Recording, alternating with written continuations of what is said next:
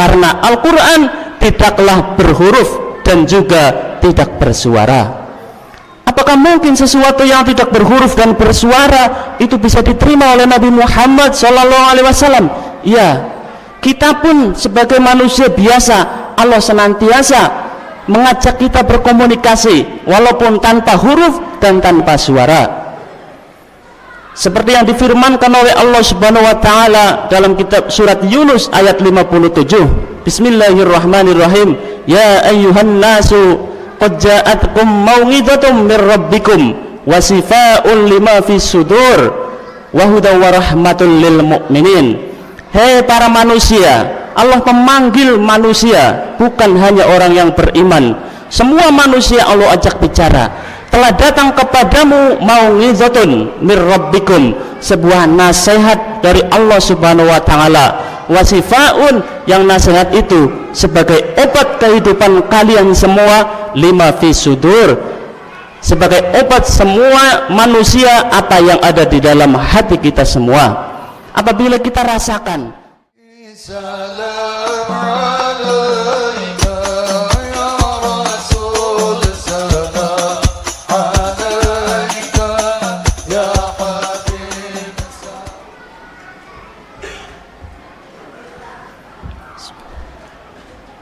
Innal hamdalillah wa tabarakalladzi biyadihil mulku wa huwa ala kulli syai'in qadir.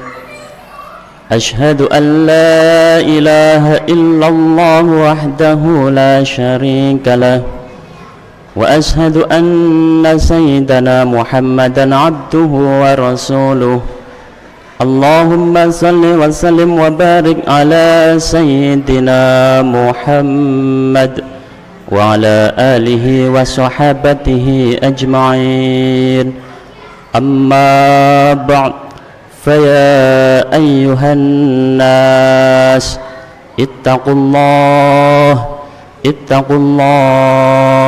innal muttaqina humul muflihun. وقال الله تعالى في كتابه الكريم وهو أصدق القائلين أعوذ بالله من الشيطان الرجيم بسم الله الرحمن الرحيم وننزل من القرآن ما هو شفاء ورحمة للمؤمنين. Sadaqallahul azim. Walhamdulillahi rabbil alamin. Ma'asyiral muslimin, sidang Jumat rahimakumullah. Sebagai umat Rasulullah Sayyidina Muhammadin sallallahu alaihi wasallam, tentunya kita tahu bahwa kitab umat Islam yang diturunkan oleh Allah Subhanahu wa taala kepada Nabi Muhammad sallallahu alaihi wasallam sebagai pedoman kita semua sebagai umat Islam, yaitu tidak lain adalah Al-Qur'anul Karim. Lantas, apakah kita sudah paham apa itu yang dimaksud dengan Kitabullah Al-Qur'anul Karim? Al-Qur'anul Karim adalah firman Allah yang diwahyukan oleh Allah Subhanahu wa taala melalui malaikat Jibril bila sautin wa harfin. Wa huwa sifatun bi dzatihil qadim bila harfin wa sautin. Yaitu firman Allah yang tidak berupa huruf juga tidak berupa suara. Lantas apa itu yang setiap hari kita baca yang sudah berbentuk buku? Itu namanya adalah mushaf. Maka sudah sepantasnya dahulu Khalifah Sayyidina Abu Bakar bin Siddiq ketika menjadi khalifah yang pertama diminta oleh Sayyidina Umar radhiyallahu anhu supaya untuk membukukan Al-Quran, maka jawabannya adalah dulu Nabi tidak memerintahkan untuk membukukan Al-Quran, maka saya juga tidak mau membukukan Al-Quran itu. Berkali-kali Sayyidina Umar membujuk Sayyidina Abu Bakar untuk membukukan Al-Quranul Karim yang kini kita sampai di hadapan kita sehingga kita bisa pegang. Tetapi apa boleh daya Sayyidina Abu Bakar tetap menolak. Lantas karena bujukan dari para sahabat, kemudian ada sebuah keputusan, yaitu dibolehkannya membukukan Al-Quran oleh Sayyidina Abu Bakar, tetapi dengan syarat biaya tidak boleh diambil dari biaya Baitul Mal atau dari uang negara. Maka sejak saat itu kemudian Al-Quran ditulis, dipanggillah para juru tulis penghafal yang masih tersisa, karena di waktu itu semakin banyak penghafal Al-Quran yang syahid dalam medan pertempuran. Maka para penghafal Quran yang ada kemudian dikumpulkan semuanya, para ahli dalam penulisan, kemudian menjadilah sebuah mushaf. Akan tetapi berjalannya waktu, ketika sampai kepada kepemimpinan Sayyidina Utsman alaihissalam, Sayyidina Utsman radhiyallahu anhu, ternyata banyak perbedaan penulisan dalam Al-Quranul Karim. Maka ini sangat membahayakan apabila penulisan satu dengan yang lain ini berbeda, maka akan sangat membahayakan nanti dalam pengaruh kita sebagai umat Islam dalam memaknai Al-Quran.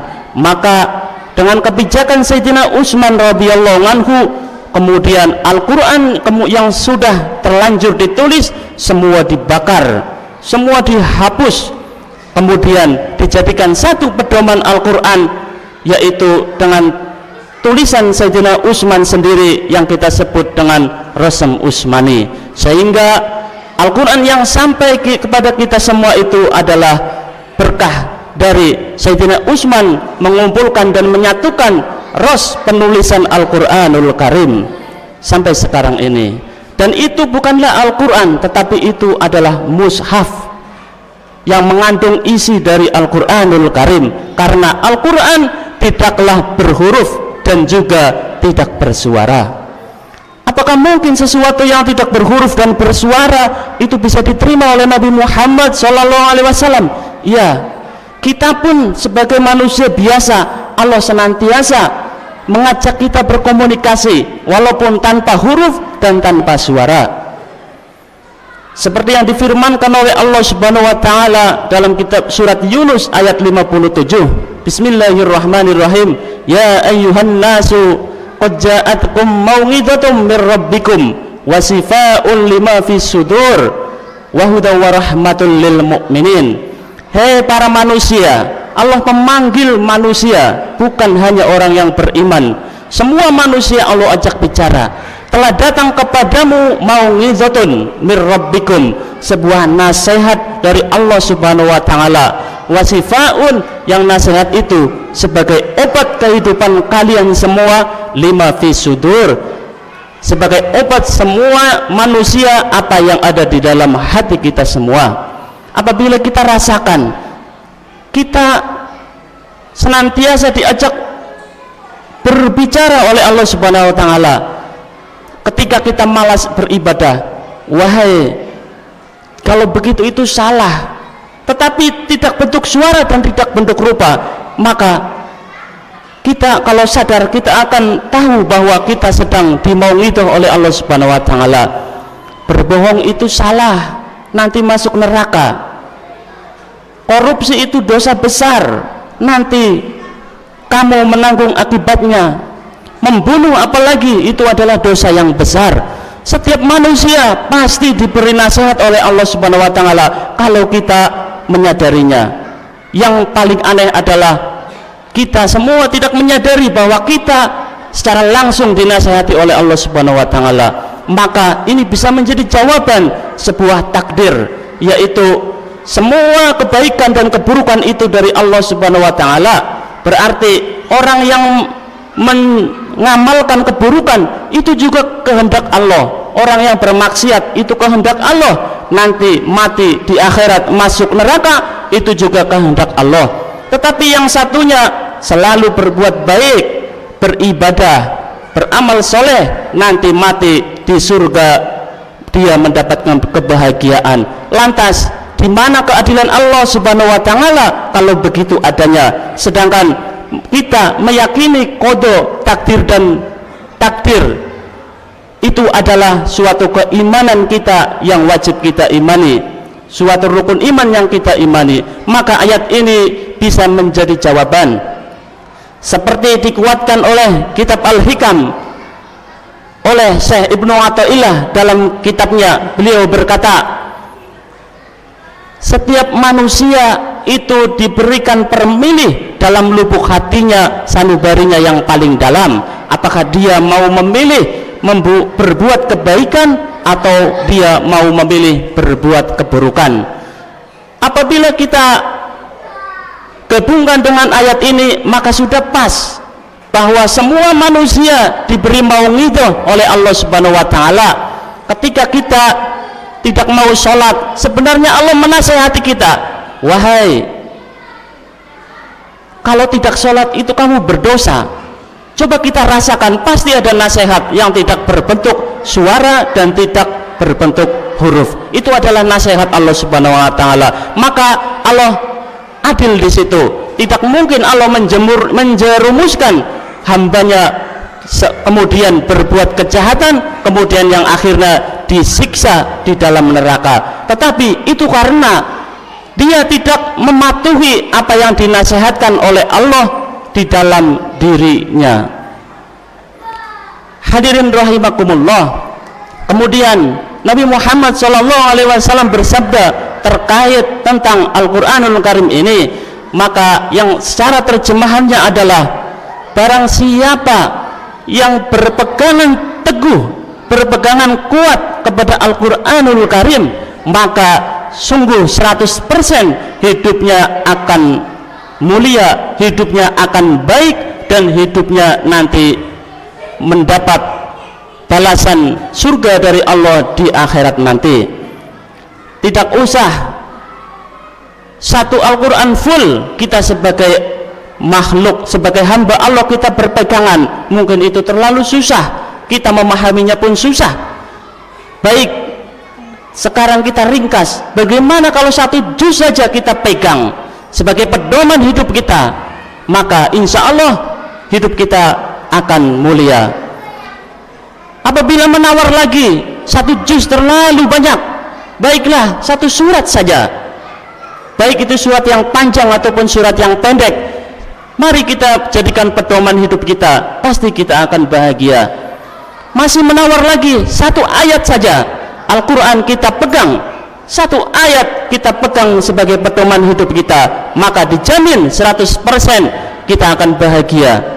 Masih menawar lagi, boleh silahkan setengah ayat saja, tidak full satu ayat, kita pegang erat-erat sebagai pedoman hidup kita, maka saya yakin 1.000.000% hidup kita akan mulia, baik di dunia maupun di akhirat. Sebagai contoh, dalam surat Al-Fatihah ayat Alhamdulillahirabbil alamin, cukup setengah saja Alhamdulillah Rabbil alamin, kita tidak menggunakannya, maka saya yakin dengan sepenggal atau sepotong ayat Alhamdulillah hidup kita akan bahagia. Lantas bagaimana caranya? Ya, mari kita telusuri sepotong ayat ini.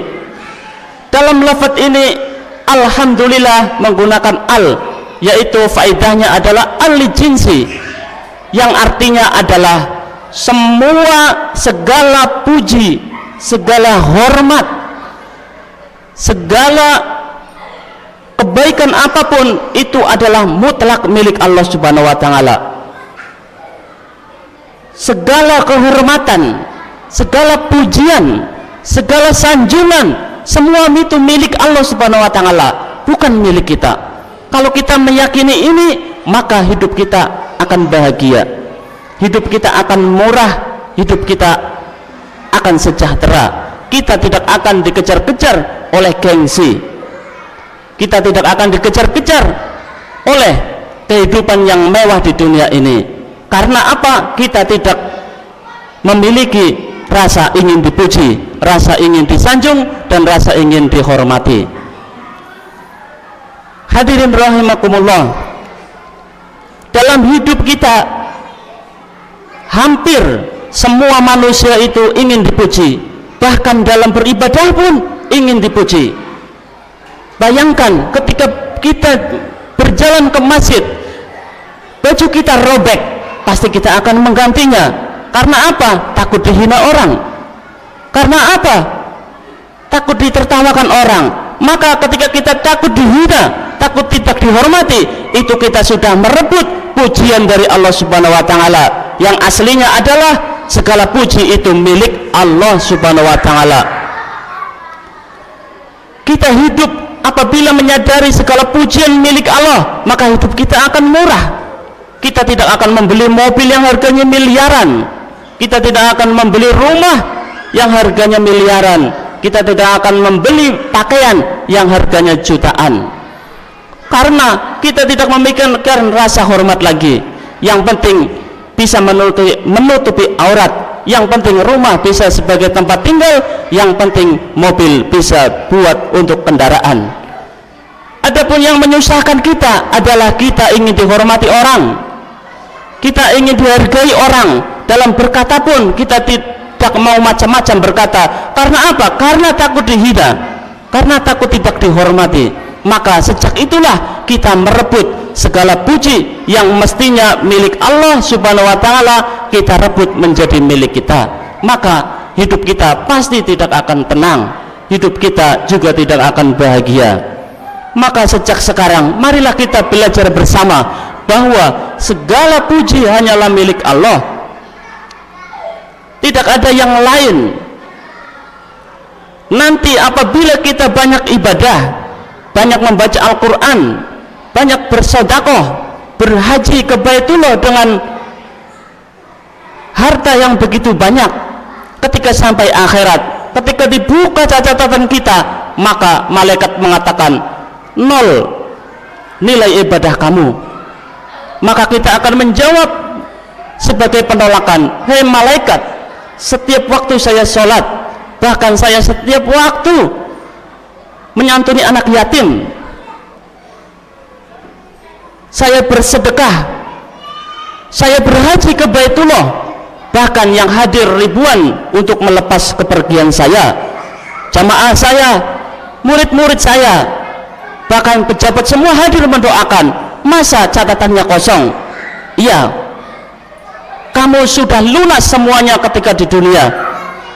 Allah sudah memberikan ganjarannya di dunia, yaitu ketika orang memberi tepuk tangan kepadamu dan kamu merasa senang, maka ketika kamu senang, itulah balasan dari Allah Subhanahu wa taala. Maka bukumu sekarang kosong, amalmu semua sudah ditunaikan pembayarannya oleh Allah Subhanahu wa taala.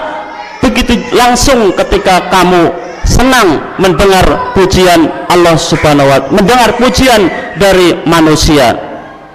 Hadirin rahimakumullah, maka marilah kita belajar bersama hidup seadanya, hidup sederhana, karena sesuatu manusia yang ingin dihormati itu adalah titik dari penyebab suatu kerusuhan.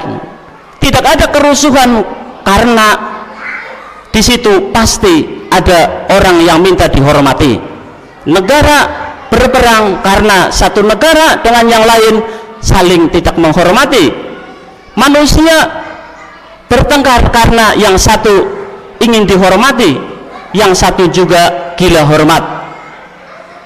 Jadi dengan kita merebut apa yang menjadi hak Allah Subhanahu wa taala, yaitu segala pujian, segala kehormatan, maka di situ kita akan menjadi sengsara baik di dunia maupun di akhirat. Semoga kita sebagai hamba Allah Subhanahu wa taala senantiasa memperbaiki kesalahan kita. Semoga juga kesalahan-kesalahan kita yang lampau dihapus oleh Allah Subhanahu wa taala. Amin. Allahumma amin. Barakallahu li wa lakum fil Qur'anil azim wa nafa'ani wa iyyakum bima fihi minal ayati wa dzikril hakim wa taqabbala minni wa minkum tilawatahu innahu huwas samiul basir.